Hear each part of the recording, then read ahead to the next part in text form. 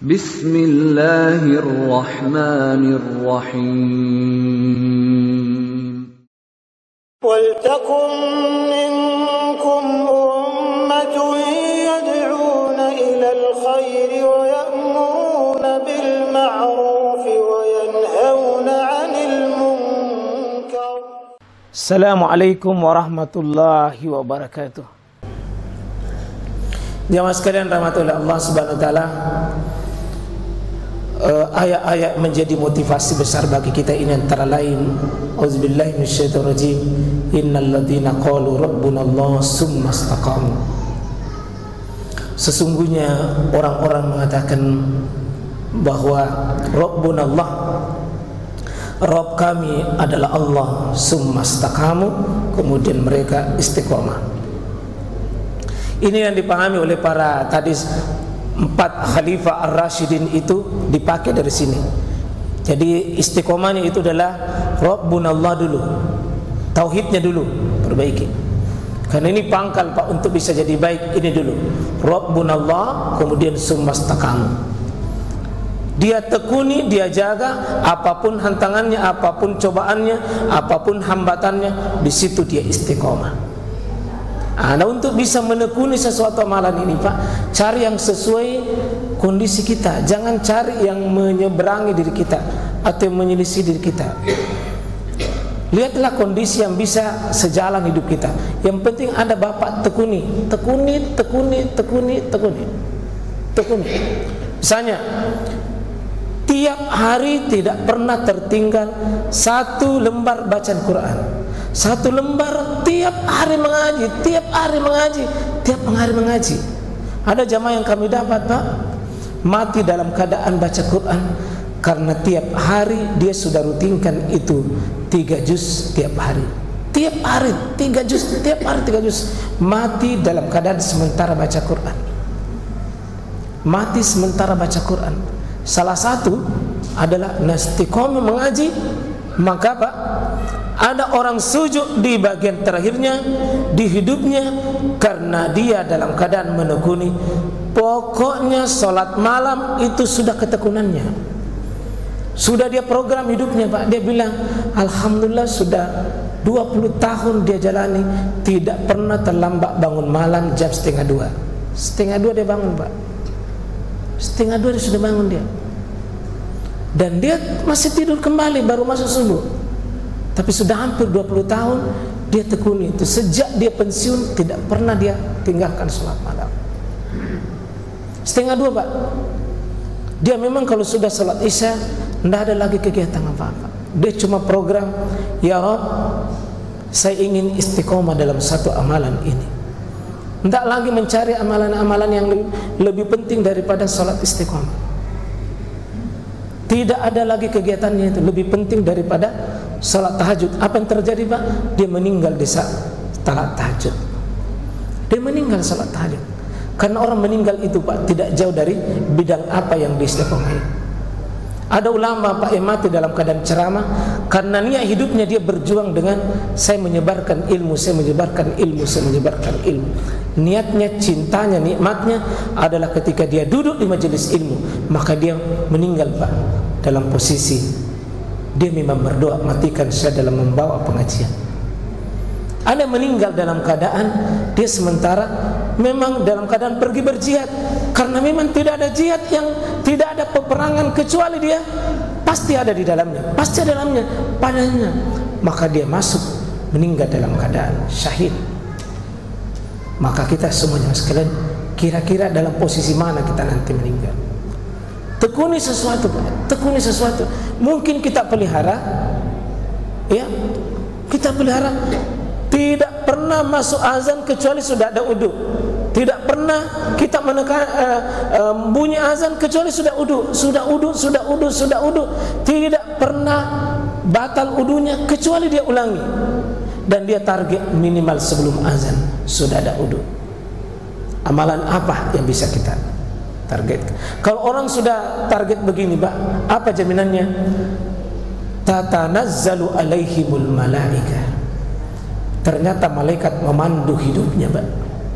Kalau memandu hidupnya begini Pak, malaikat ada kemudahan, ada keringanan.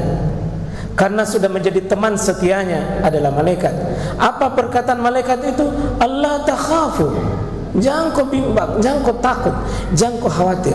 Wala tahzanu, jangan kau pernah bersedih dalam apapun yang kau alami. Allah takhafu wala tahzanu. Jangan kau pernah takut, jangan kau pernah tahzan. Apa bedanya ini? Khafa, tahzan. Takhafu, tahzan. Apa bedanya? Sama-sama ini takut, tapi takut bagaimana? Takhafu, tahzanu. Apa bedanya?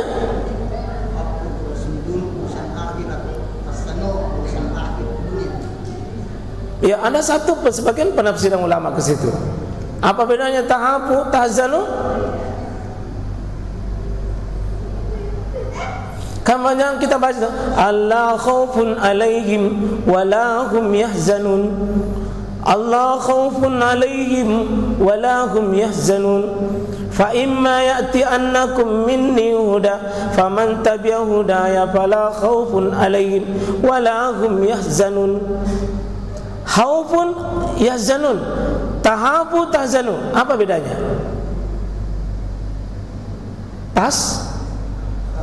Ampun, menyerah. Apa bedanya tahafu, tahzanu? Ada? Kalau tahafu urusannya perkara untuk masa yang akan datang. Jangan kau khawatir yang ada di depanmu. Jangan kau khawatir yang ada di depanmu. Kau mati dalam keadaan apa? Kalau kau istiqomah, matimu benar. Jangan kau khawatir bagaimana nasibmu dalam saat dibangunkan di kubur. Jangan kau khawatir. Kau nanti menyeberang di atas sirat, jangan kau takut. Nanti apapun terjadi di hari kiamat, matahari sejengkal, Allah takhafu. Terus wala tahzanu, jangan kau bersedih apa yang mau kau tinggalkan di belakangmu. Apa yang kau tinggalkan, dan ini sebagai mengatakan tentang urusan di belakangmu. Kalau tahzanu di belakangmu, kalau tahafu di depanmu. Apa lagi Pak? Kalau biasanya orang tidak beriman, apa yang paling dikhawatirkan? Di depannya. Apa yang paling dia sedihkan? Yang di belakangnya. Menghadap ke depan khawatir, menghadap ke belakang juga bingung. Tapi orang beriman Pak dan istiqomah, di depannya dicabut rasa sedih, di belakangnya pun dicabut rasa sedih. Bahkan di situ wa absyiru bil jannah, dan bergembiralah oleh kalian bil jannah dengan surga. Allati kuntum tu'adun, yang surga itu engkau telah dijanjikan atasmu. Orang-orang istiqomah Pak memang sudah melihat itu dengan penuh keyakinan. Surga di depannya, nikmat surga terdekat sekali di depannya, sehingga semangat beribadahnya itu kuat sekali. Apa kata Allah dengan para malaikatnya? Nahnu awliya'ukum fil hayatid dunya, dunia, wa fil akhirat, dan tentang akhiratmu. Duniamu saya ngurus, akhiratmu saya tanggung. Walakum fiha ma tastahi anfusukum walakum fiha ma tad'un. Di sini kau akan memperoleh dengan apa yang kau inginkan, dan di dalamnya dengan apapun yang kamu minta. Jadi orang-orang begini Pak tidak terlalu disibukkan lagi dengan perkara-perkara yang sepele. Nah, semoga kita semua jemaah sekalian, oleh Allah Subhanahu wa taala kita minta Pak, karena tidak ada yang bisa istiqomah kecuali rahmat dan pertolongan Allah. Saya ulangi Pak, ini ibadah tidak bisa dilakukan tanpa pertolongan Allah. Tidak ada orang yang bisa mendapatkan keteguhan dalam ibadah. Tidak ada orang bisa menjaga sebuah aktivitas ketaatan kecuali semata-mata pemasina Allah Ta'ala, rahmat Allah, kasih sayang Allah Subhanahu. Tidak ada yang bisa bangun di malam hari Pak kecuali rahmat Allah. Tidak ada orang yang bisa tekun mencintai itu Quran kecuali ketaatan pada Allah. Tidak ada yang bisa melihat peluang amal soleh itu dengan orang tuanya kecuali karena rahmat di sisi Allah SWT. Mari insyaAllah sama-sama kita berdoa. Taqabbalallahu minna wa minkum. Allahumma ja'alna minal aizin wa ja'alna minal faizin insyaallah. wa nusallimu ala rasulina al-imamul anbiya sallallahu alaihi wa alihi wasallam. Insyaallah semoga kita sudah memiliki karya-karya amal soleh yang bisa kita persembahkan nanti di hadapan Allah Subhanahu wa taala.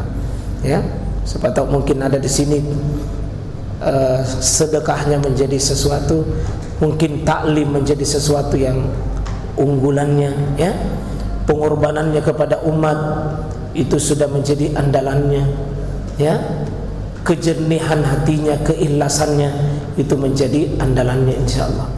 Sedekahnya, ya, senyum ketulusannya kepada orang tuanya itu menjadi mungkin andalannya.